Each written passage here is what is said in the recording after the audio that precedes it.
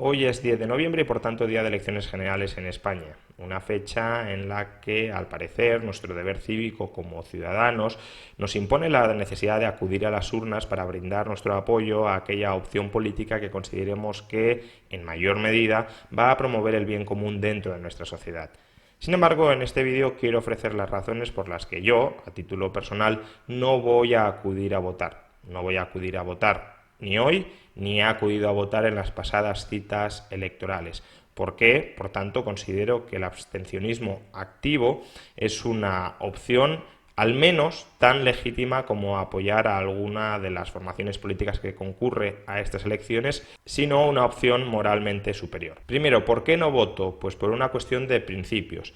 Cada vez que depositamos un voto en una urna, lo que estamos implícitamente diciendo, el mensaje que estamos implícitamente trasladando al resto de la sociedad, es que tenemos el derecho a decidir sobre cómo los demás han de vivir sus vidas.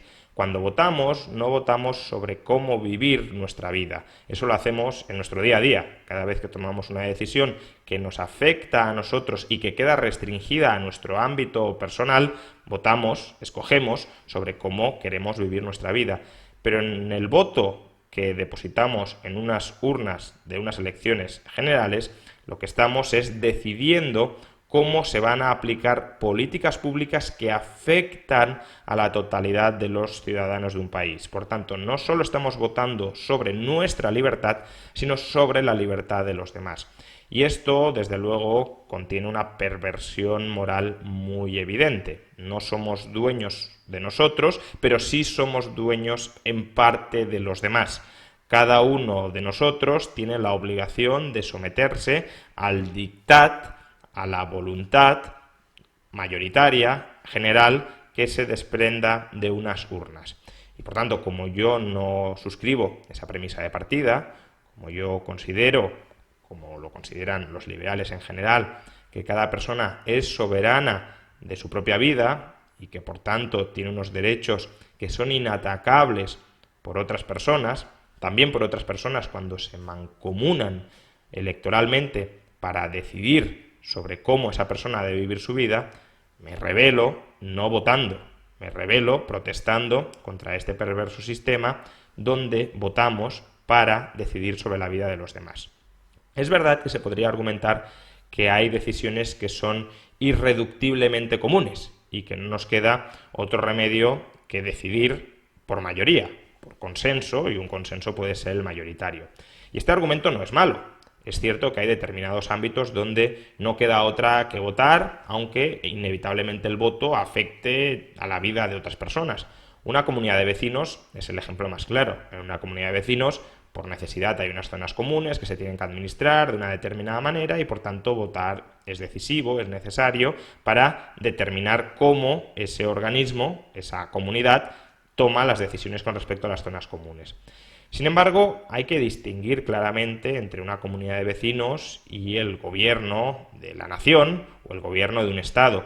Y aquí el modelo que ha desarrollado el pensador Nassim Taleb de localismo fractal tiene pleno sentido. Lo que dice Taleb es que en nuestras vidas hay distintos ámbitos de decisión. Por ejemplo, en Estados Unidos tenemos el ámbito federal, el ámbito de los estados, el ámbito municipal y luego finalmente el ámbito familiar.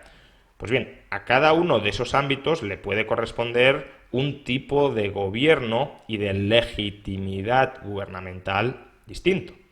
Taleb dice que en el ámbito federal hay que ser libertario, es decir, hay que oponerse a que 350 millones de personas decidan en común cómo cada uno tiene que vivir sus vidas a un nivel tan sumamente agregado. Y es que no hay nada, o prácticamente nada, quizá la defensa, pero no hay nada o prácticamente nada que deba ser necesariamente decidido por 350 millones de personas. Las decisiones que tomen 350 millones de personas sobre cómo deban vivir sus vidas 350 millones de personas son perfectamente separables en decisiones a menor escala, en decisiones sobre las que cada cual tenga un mayor poder de decisión. Y por tanto, ¿por qué hemos de renunciar al poder de decisión sobre nuestras vidas y otorgárselo a un cuerpo electoral gigantesco que ni pincha ni corta a la hora de definir cómo yo he de vivir mi vida? En el ámbito estatal, que en Estados Unidos sería algo así como en el ámbito autonómico español, donde sí ya puede haber alguna competencia que tenga sentido prestar de manera colectiva, de manera comunitaria, y por tanto donde sí pueda tener sentido votar y decidir a la hora de cómo se configura esa política, Taleb dice que hay que ser republicanos, es decir, que hay que otorgarle un ámbito decisorio muy estrecho al poder político y en todo caso que ese ámbito decisorio esté totalmente controlado por contrapesos como la separación de poderes para evitar que esos políticos que se arrogan esas competencias mínimas abusen de su poder y hagan un mal uso de las mismas o traten de ampliar su ámbito competencial, su ámbito de poder. En el ámbito municipal, Taleb aboga porque seamos demócratas, en la medida en que va a haber muchos servicios que ya sí son de naturaleza irreductiblemente común, hay que participar activamente a la hora de decidir pues la dirección de esos servicios. Y en el ámbito familiar, Taleb aboga porque seamos socialistas, es decir, porque haya una planificación central dentro de la familia, que es en definitiva cómo viven la mayoría de las familias. En las familias no hay precios de mercado, no hay leyes generales e imparciales, sino que hay un cierto ordeno y mando de los padres hacia los hijos.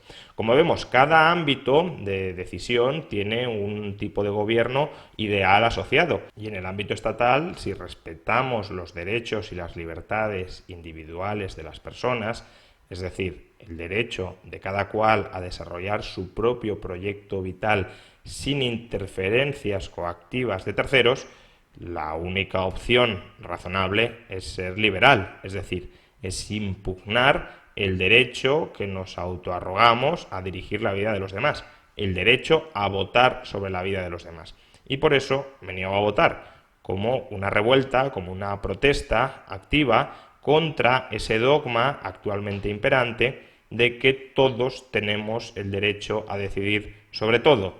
No es cierto, no todos deberíamos tener el derecho a decidir sobre todo. De hecho, nadie debería tener el derecho a decidir sobre la vida y las libertades de los demás. Y por eso, insisto, no voto por principio. Es verdad que se podría argumentar que también cabe votar de un modo defensivo, es decir, no votar a opciones políticas que se arrogan el derecho a conculcar las libertades de los demás para perseguir un determinado proyecto colectivo a escala estatal, sino votar a opciones políticas que defienden poner coto a ese intervencionismo estatal en todos los ámbitos de la vida de una persona.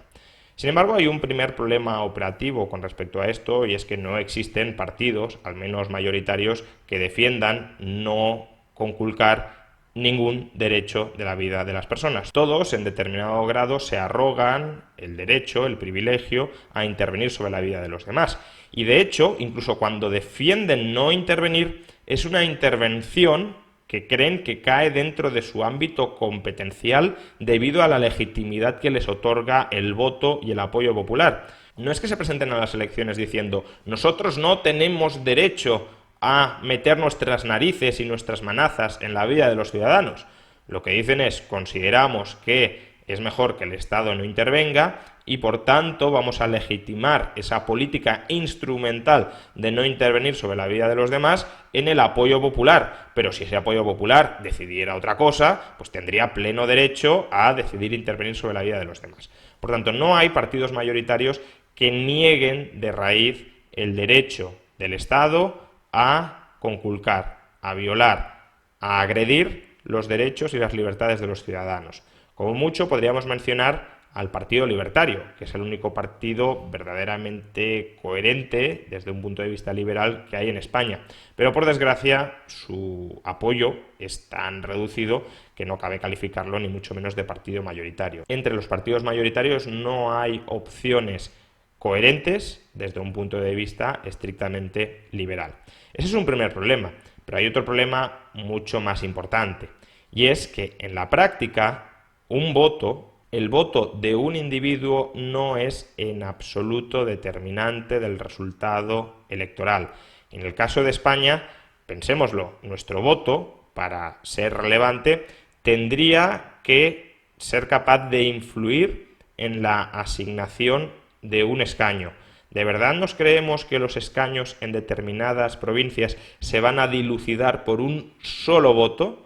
Si no es así, si los escaños que están en juego no terminan estándolo por un solo voto, nuestro voto ni siquiera determinaría un escaño, y si no se determina un escaño no tiene ninguna influencia sobre el Congreso. Pero es que aun cuando nuestro voto fuera a determinar un escaño, y la probabilidad de esto ya es extremadamente baja, para que de verdad nuestro voto fuera decisivo, ese escaño tendría que ser a su vez decisivo para tomar determinadas decisiones, para tomar determinadas políticas en el Congreso. Si lo único que conseguimos es que el bloque de la izquierda pase de 155 a 156 diputados, o el bloque de la derecha de 150 a 151, pues de nuevo no es escaño y por tanto nuestro voto no habrá tenido ninguna relevancia práctica, más allá de colocar a un señor para que cobre un determinado sueldo a lo largo de los próximos años. Por tanto, la probabilidad de que nuestro voto sea decisivo es extremadamente baja. En Estados Unidos, la estimación de cuán decisivo puede llegar a ser un voto, la estimación de la probabilidad de la influencia de un voto en la determinación del resultado electoral, pues oscila entre 1 entre 10 millones y 1 entre 1000 millones. Por tanto, es más probable que te toque la lotería a que tu voto tenga alguna influencia. De hecho, el ejercicio mental que suelo recomendar a todas las personas para que evalúen la importancia que tiene o que no tiene su voto en las elecciones es que después de conocer los resultados de esta noche, y con independencia de si hemos votado o no hemos votado, nos formulemos una pregunta muy sencilla. Si hubiese tomado una decisión distinta a la que he tomado, es decir, si he ido a votar, pues si no hubiese ido a votar, o si no he ido a votar, si hubiese ido a votar, si hubiese tomado una decisión distinta a la que he tomado, ¿los resultados electorales de esta noche habrían cambiado de alguna manera?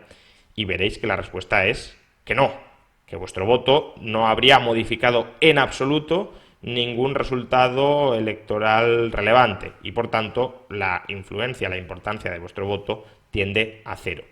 Obviamente la réplica que se suele dar a esta crítica es que un voto efectivamente no vale para nada, no cuenta nada, pero muchos votos sí tienen importancia y que por tanto uno no puede decir que el hecho de ir a votar no sirve absolutamente para nada, no es instrumentalmente útil para conseguir que, pues, por ejemplo, haya una mayoría política que se opone a la intervención estatal. Sin embargo, este argumento es tramposo, porque cada uno de nosotros lo que controlamos es simplemente nuestro voto.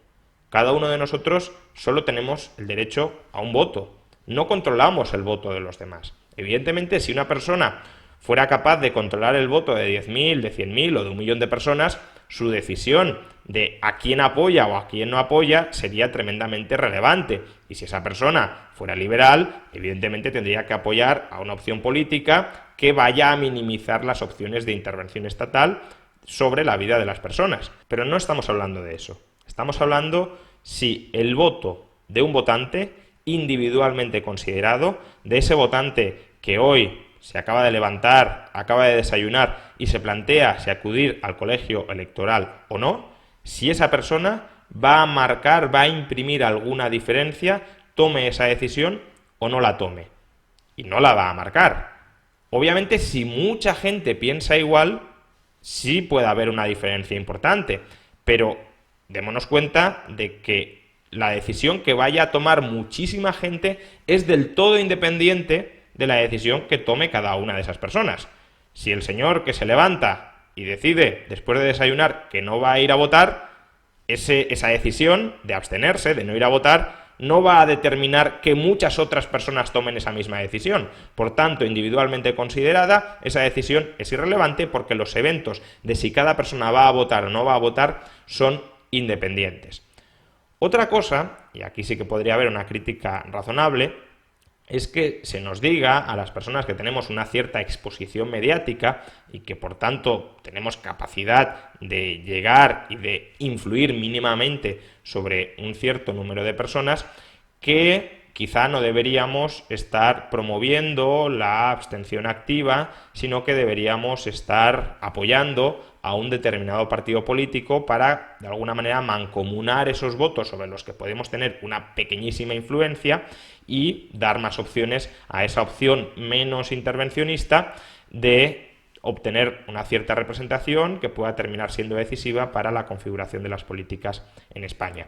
Y este argumento, desde luego, no es malo. Yo no estoy en este vídeo defendiendo que vosotros, los oyentes, los espectadores, no tengáis que ir a votar. Eso es una decisión que tomaréis cada uno de vosotros. Yo estoy exponiendo mis razones para que yo no vaya a votar. Y no voy a votar porque, por principio, me parece profundamente inmoral el mensaje, la perversión del mensaje que se está enviando, y porque además mi voto, no lo que yo pueda decir a lo mejor en prensa o en YouTube o en televisión, sino mi voto es del todo irrelevante para determinar el resultado electoral. Por tanto, si lo considero un acto inmoral y si además, aunque quisiera estratégicamente favorecer a opciones que considere que van a tener una presencia en el Parlamento que contribuya a reducir el intervencionismo estatal, aunque fuera así, mi voto sería del todo inútil. Por tanto, lo mejor que puedo hacer, de todas, es no ir a votar. Ahora, cada uno de vosotros, evidentemente, pues puede tener una perspectiva distinta. Hay personas que consideran que, pese a que la probabilidad de que se influya en algo sea muy baja, pues como jugar a la lotería, ¿no? Juego a la lotería y a lo mejor me toca algo. Aquí juego a la lotería y probablemente no vaya a ser decisivo, pero a lo mejor con una bajísima probabilidad influyo en algo. Y si consigo influir en opciones que marginalmente mejoran la libertad de los ciudadanos, tanto mejor. Con lo cual uno también podría plantear, si tienes cierta capacidad de influencia, pequeña en todo caso, pero si tienes cierta capacidad de influencia y por tanto de organizar que un determinado número de personas, aunque sea pequeño, vote una misma opción, incrementando, por tanto, la probabilidad de que esa opción tenga alguna representación y tenga alguna influencia sobre la configuración de las políticas públicas, ¿por qué no lo haces? Pues no lo hago esencialmente porque considero que no hay opciones políticas, partidos políticos que sean objetivamente mejores en la defensa de las libertades que otros. Como mucho, al único partido que le otorgaría esa calificación es al Partido Libertario, porque, en efecto, en todos los ámbitos que pueden afectar a la vida de las personas, en todos ellos propone ampliar sus libertades. Pero incluso ahí podría haber algunos asuntos que sean conflictivos desde un punto de vista individual, como por ejemplo el aborto o los procedimientos de secesión y separación estatal. Pero en general sí que me atrevería a decir que el Partido Libertario es aquel que promueve la ampliación de la libertad de los ciudadanos en todos los ámbitos imaginables. Pero del resto de partidos políticos hay algunos que pueden promover la ampliación de nuestras libertades en determinados ámbitos. Por ejemplo, en un vídeo anterior ya he dicho que el programa económico de corte más liberal es el de Vox, pero eso no significa que Vox sea una formación liberal. Vox tiene guiños liberales en el ámbito económico, pero tiene políticas muy poco liberales en ámbitos civiles. Por ejemplo, la oposición a la eutanasia, por ejemplo, la oposición a la gestación subrogada, por ejemplo, la oposición a facilitar la entrada de inmigrantes en nuestro país, por ejemplo, la defensa de ilegalización de partidos políticos que no encajen en su ideal de nación. Todas estas políticas son políticas que objetivamente restringen los derechos y las libertades de ciudadanos. Habrá liberales que otorgarán mayor importancia a las libertades económicas que a la restricción de las libertades personales y, poniendo ambos extremos en la balanza, considerarán que la mejor decisión que pueden tomar desde un punto de vista liberal es votar a Vox. Pero habrá otros ciudadanos que le den mucha menos importancia a las libertades económicas y más a otras libertades personales que aborrecerán de votar a Vox y pueden escoger otras opciones políticas, incluso que nos puedan parecer opciones radicalmente alejadas del liberalismo, como pueda ser el Partido Socialista.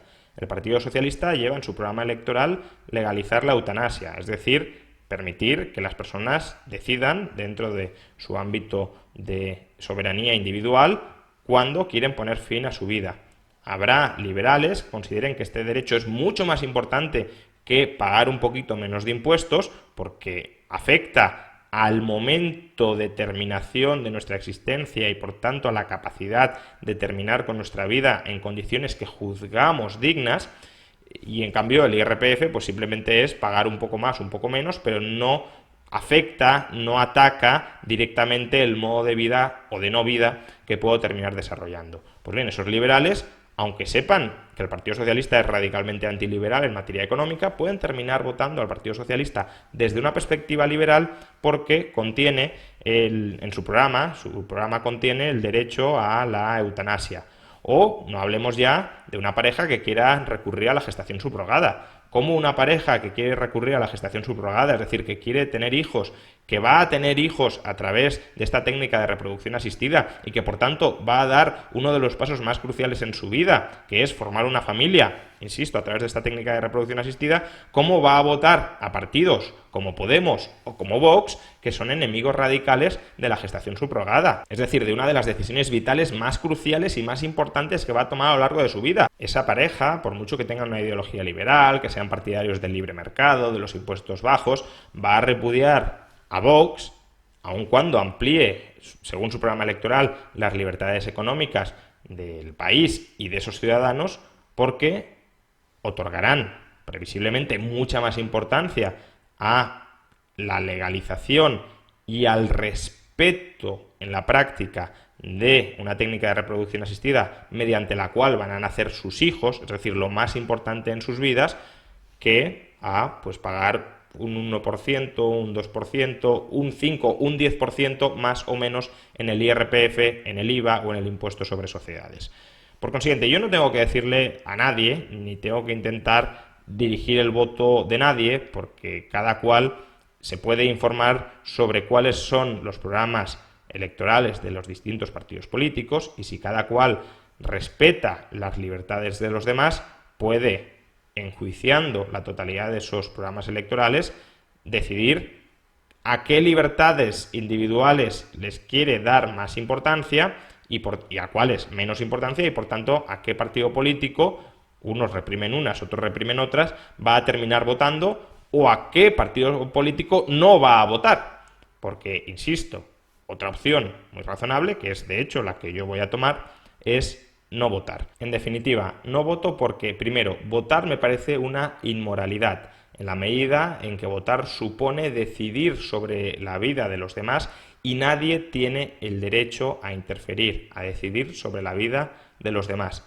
Y en segundo lugar, tampoco voto porque, aunque me pudiera plantear impulsar aquellas opciones políticas que quieren intervenir sobre la vida de los demás en menor medida, el voto de una sola persona, en este caso mi voto, tiene una importancia, una relevancia, una influencia que tiende absolutamente a cero.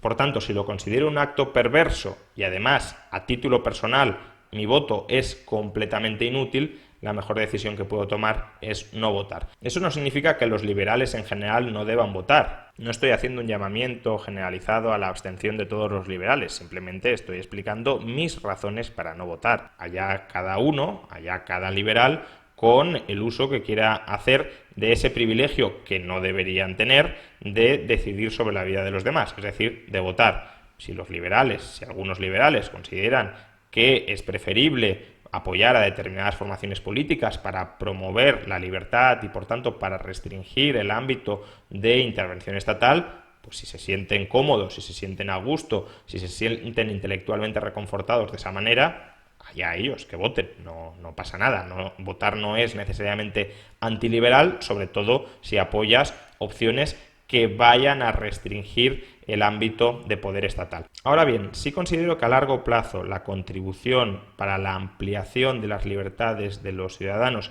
que tienen mensajes disruptivos como este, votar es inmoral porque nadie tiene derecho a decidir sobre la vida de los demás, votar es inútil, especialmente en una democracia con un colegio electoral tan grande como el español, sí considero que la influencia que tienen a largo plazo mensajes como este, la influencia sobre la ampliación de nuestras libertades, es mucho mayor que simplemente depositar nuestro voto en una urna medio secretamente a aquellas opciones políticas que más o menos sean más respetuosas con las libertades de los ciudadanos o con algunas libertades de los ciudadanos al tiempo que conculcan otras.